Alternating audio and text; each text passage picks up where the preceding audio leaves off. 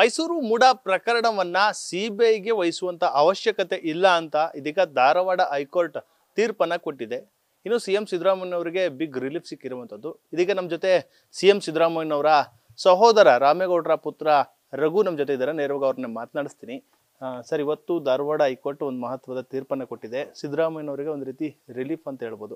ಆ ತೀರ್ಪಿನ ಬಗ್ಗೆ ಏನ್ ಹೇಳ್ತೀರಾ? ಖುಷಿ ಆಗುತ್ತೆ ಸರ್ ತೀರ್ಪು ಕೊಟ್ಟಿರೋದಕ್ಕೆ. ನಮ್ಮ 40 ವರ್ಷದಿಂದ ನಮ್ಮ ದೊಡ್ಡಪ್ಪ ಅವರು ಯಾವುದೇ ರಾಜಕೀಯದಲ್ಲಿ ಹಣ ಆಗಲಿ ಅಂತಸ್ತಲ್ಲಿ ಯಾವುದೂ ಮಾಡಿಲ್ಲ.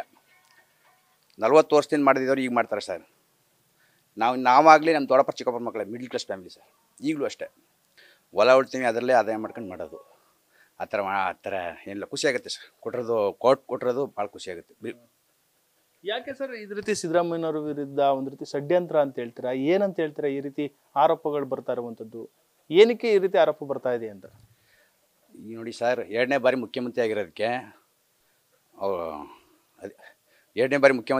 ಅವ್ರು ಷಡ್ಯಂತ್ರ ಅದೊಂದು ಕುತಂತ್ರ. ಅದು BJP ಮತ್ತು JDS ಒಂದು ಮಾಡ್ಕೊಂಡಿರೋದೊಂದು ಕುತಂತ್ರ. ಇದು ಅವರು ಅಧಿಕಾರ ಮಾಡಬಾರ್ದು ಅನ್ನೋದು ಒಂದು ಕುತಂತ್ರ ಮಾಡ್ತಾರೆ ಅಂತ ಕೆಲಸ ಸರ್. ಇದು ಅವ್ರದ್ದು ಯಾವುದೇ ತಪ್ಪಿಲ್ಲ. ಇದು ಅಧಿಕಾರಿಗಳ ಪ್ರಭಾವ ಇರ್ಬೋದು ಹೊತ್ತು ನಮ್ಮ ದೊಡ್ಡಪ್ಪರು ಯಾವತ್ತೂ ನಾವೇ ಎಷ್ಟೋ ಸಾರಿ ಹೋಗಿದ್ದವಾಗಲೂ ಅಷ್ಟೇ ಸರ್. ಅವರು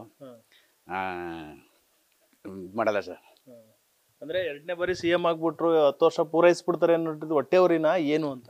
ಹೌದು ಸರ್, ಇರ್ಬೋದು, ಹೊಟ್ಟೆವರಿನೇ ಇರ್ಬೋದು. ನಿಮ್ ಜೊತೆ ಎಲ್ಲ ಯಾವ ರೀತಿ ಇರ್ತಿದ್ರು ಸರ್ ಸಿದ್ದರಾಮಯ್ಯನವರು? ಅಂದ್ರೆ ಸಿದ್ದರಾಮಯ್ಯನವರು ಯಾರನ್ನೂ ಕೂಡ ಫ್ಯಾಮಿಲಿಗಳನ್ನ, ಅಂದ್ರೆ ರಾಜಕಾರಣದಲ್ಲಿ ನಾವು ನೋಡಿರ್ತೀವಿ, ಕುಟುಂಬ ರಾಜಕಾರಣ ಇರುತ್ತೆ. ಆದ್ರೆ ನಿಮ್ಮ ಕುಟುಂಬದಲ್ಲಿ ಆ ರೀತಿ ಇಲ್ಲ. CM ಆದ್ರೂ ಕೂಡ ಯತೀಂದ್ರ ಸಿದ್ದರಾಮಯ್ಯನವರು ಇವಾಗ ರಾಜಕಾರಣಕ್ಕೆ ಬಂದ್ರು, ಅದನ್ನು ಹೊರತುಪಡಿಸಿದ್ರೆ ಯಾರು ನಿಮ್ಮ ಕುಟುಂಬದಲ್ಲಿ ರಾಜಕಾರಣದಲ್ಲಿ ಇಲ್ಲ. ಆ ನಿಟ್ಟಿನಲ್ಲಿ ಏನು ಹೇಳ್ತೀರಾ ಸರ್ ಈ ಒಂದು? ಅಂದರೆ ರಾಜಕೀಯ ನಮ್ಮ ರಾಕೇಶ್ ಅಣ್ಣವ್ರನ್ನ ತರಬೇಕು ಅಂತ ಅಂದ್ಕೊಂಡಿದ್ರು. ಅವ್ರು ಅಕಾಲಿಕ ಮರಣ ಹೊಂದಿದ್ರಿಂದ ನಮ್ಮ ಯತೀಂದ್ರನವರು ಬರಬೇಕಾಯ್ತು. ನಾವಾಗಲಿ ನಮ್ಮ ದೊಡ್ಡಪ್ಪ ಮಕ್ಕಳಾಗಲಿ ಯಾರೂ ರಾಜಕೀಯಕ್ಕೆ ಬಂದಿಲ್ಲ ಸರ್. ಅವ್ರು ಇಷ್ಟನೂ ಪಡೋದಿಲ್ಲ. ಅಂದ್ರೆ ಕುಟುಂಬದಲ್ಲಿ ಯಾರು ಕೂಡ ಹಸ್ತಕ್ಷೇಪ ಮಾಡಲ್ಲ. ಅಂದ್ರೆ ನಿಮ್ಗೆ ದೊಡ್ಡಪ್ಪನೇ ಕೂಡ ಆಗ್ಬೇಕು ಸಿದ್ದರಾಮಯ್ಯನವರು, ಆದ್ರೂ ನೀವು ಆ ಒಂದು ಅಧಿಕಾರದಲ್ಲಾಗಿರ್ಬೋದು ಆ ಪವರ್ನೆಲ್ಲೂ ಕೂಡ ಬಳಸ್ಕೊಳ್ಳೋದಿಲ್ಲ. ಏನ್ ಹೇಳ್ತೀರಾ ಈ ಒಂದು ರಾಜಕಾರಣ, ನಿಮ್ಮ ಕುಟುಂಬದ ರಾಜಕಾರಣದ ಬಗ್ಗೆ? ನೋಡಿ ಸರ್, ನಾವಾಗಲಿ ನಮ್ಮ ದೊಡ್ಡಪ್ಪ ಚಿಕ್ಕಪ್ಪನ ಮಕ್ಕಳಾಗಲಿ ಯಾವುದೇ ಕಾರಣಕ್ಕೂ ರಾಜಕೀಯಕ್ಕೆ ಬರೋದಿಲ್ಲ ಸರ್. ಹಸ್ತಕ್ಷೇಪನೂ ಮಾಡೋದಿಲ್ಲ. ನಾವು ಯಾವುದೇ ಕೆಲಸನೂ ಮಾಡಿಸ್ಕೊಂಡಿಲ್ಲ ಸರ್ ಇದುವರೆಗೂ. ಆ ಥರ ಆಗಿದೆ. ನಾವು ಆರಾಮಾಗಿ ಈಗ ಐಷಾರಾಮಿ ಜೀವನ ನಡೆಸ್ಬೇಕು. ಈಗಲೂ ಮಿಡ್ಲ್ ಕ್ಲಾಸ್ ಫ್ಯಾಮಿಲಿಯಾಗೆ ಇರೋದು ಸರ್.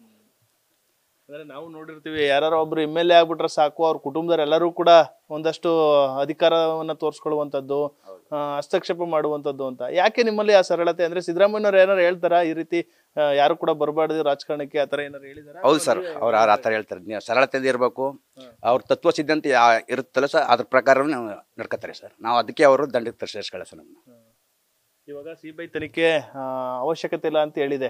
ಇನ್ನು ಕೂಡ ಲೋಕಾಯುಕ್ತ ತನಿಖೆ ಈಗಾಗಲೇ ವರದಿ ಕೂಡ ಕೊಟ್ಟಿರುವಂಥದ್ದು. ಅದರಲ್ಲೂ ಕೂಡ ಕ್ಲೀನ್ ಚಿಟ್ ಸಿಗುತ್ತಾ ಸಿದ್ದರಾಮಯ್ಯನವರಿಗೆ?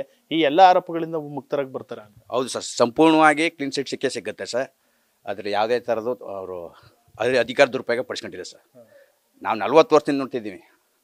ಇದುವರೆಗೂ ಒಂದು ಕಪ್ಪು ಚುಕ್ಕೆ ಅನ್ನೋದಿಲ್ಲ ಸರ್. ಈಗ ಷಡ್ಯಂತ್ರ ಮಾಡಿ ಅವ್ನು ಸಿಗಿಸ್ಬೇಕು ಅಂತ ಮಾಡಿರೋದು ಅಂತ ಕುತಂತ್ರ ಸರ್. ಅದೊಂದಷ್ಟೇ, ಅದನ್ನ ಷಡ್ಯಂತ್ರ ಮಾಡಿರೋದು. ಇದನ್ನ ಆ ಷಡ್ಯಂತ್ರಗಳಿಗೆ ಸಿದ್ದರಾಮಯ್ಯನವ್ರು ಬಗ್ಗಲ್ಲ ಜಗ್ಗಲ್ಲ ಅಂತ ಹೇಳ್ತೀರಾ? ಹೌದು ಸರ್, ನಿಜ. ಅವ್ರು ಬಗ್ಗದು ಇಲ್ಲ ದಗ್ಗದು ಇಲ್ಲ ಸರ್. ಹೌದು, ಅವ್ರು ತಪ್ಪೇ ಮಾಡಿಲ್ಲ ಸರ್. ಅವ್ರು ಯಾಕೆ ಸರ್ ತಲೆ ಕೆಡ್ಸ್ಕೋಬೇಕು? ಅವ್ರು ಇದಾರಲ್ಲ ಸರ್. ಅವರು ತಪ್ಪು ಮಾಡಿಲ್ಲ ಅಂದ್ರೆ ಯಾಕೆ ಎದುರ್ಕೋಬೇಕು? ಅವ್ರು ತಪ್ಪು ಮಾಡೋದು ಇಲ್ಲ ಸರ್. ಈ ಎಲ್ಲ ಆರೋಪಗಳಿಂದ ಮುಕ್ತರಾಗಿ ಬರ್ತಾರ ಸರ್? ಅಂದ್ರೆ ಮೂಡಾ ಪ್ರಕರಣನೇ ಒಂದ್ ರೀತಿ ಅವ್ರಿಗೆ ಕಂಟಕ ಆಗ್ತಾ ಇದೆ, ಏನು ಅಂತ ಹೇಳಕ್ಕಾಗ್ತಲ್ಲ. ಅಂದ್ರೆ ಇವಾಗಲೇ CBI ತನಿಖೆ ಬೇಡ ಅಂತ ಹೇಳಿದೆ, ಆದ್ರೆ ಇನ್ನು ಲೋಕಾಯುಕ್ತ ತನಿಖೆ ಇದೆ, ED ಕೂಡ ಎಂಟ್ರಿ ಆಗಿರುವಂತದ್ದು. ಆ ನಿಟ್ಟಿನಲ್ಲಿ ಇವೆಲ್ಲದರಿಂದ ಮುಕ್ತರಾಗಿ ಬರ್ತಾರಾ ಏನು ಅಂತ? ಹೌದು ಸರ್, ಆರೋಪ ಮುಕ್ತರಾಗೇ ಬರ್ದು ಸರ್ ಅವರು.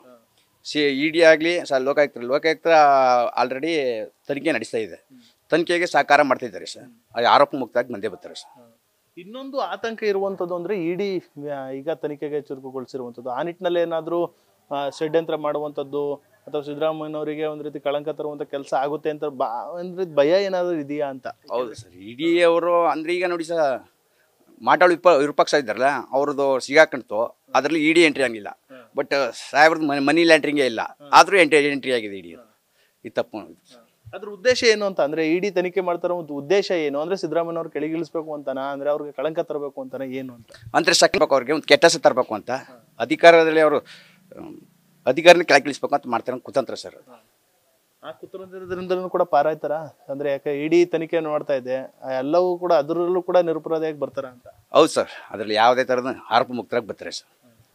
ಏನಾಗಲ್ಲ ಇಡೀ ತನಿಖೆಯಿಂದ? ಇಡೀ ತನಿಖೆಯಿಂದ ಏನೂ ಆಗಲ್ಲ ಸರ್. Thank you. Thank you sir. ಇದಿಷ್ಟು ಸಿಎಂ ಸಿದ್ದರಾಮಯ್ಯನವರ ಸಹೋದರ ರಾಮೇಗೌಡರ ಪುತ್ರ ರಘುರವರ ಮಾತಾಗಿರುವಂಥದ್ದು. ಅಂದ್ರೆ ಎಲ್ಲ ಆರೋಪಗಳಿಂದ ಸಿದ್ದರಾಮಯ್ಯನವರು ಮುಕ್ತರಾಗ್ತಾರೆ, ಸಿಎಂ ಆಗಿ ಮುಂದುವರಿತಾರೆ ಅನ್ನೋ ನಿಟ್ಟಿನಲ್ಲಿ ಮಾತುಗಳನ್ನ ಹೇಳ್ತಾ ಇರುವಂಥದ್ದು. ಕ್ಯಾಮ್ರಾ ಪರ್ಸನ್ ಅರ್ಸಿ ಜೊತೆ Nandish, news first, Siddaramanahundi. News first ನಿರ್ಭೀತಿಯಿಂದ ನಿಮ್ಮ ಪರವಾಗಿ.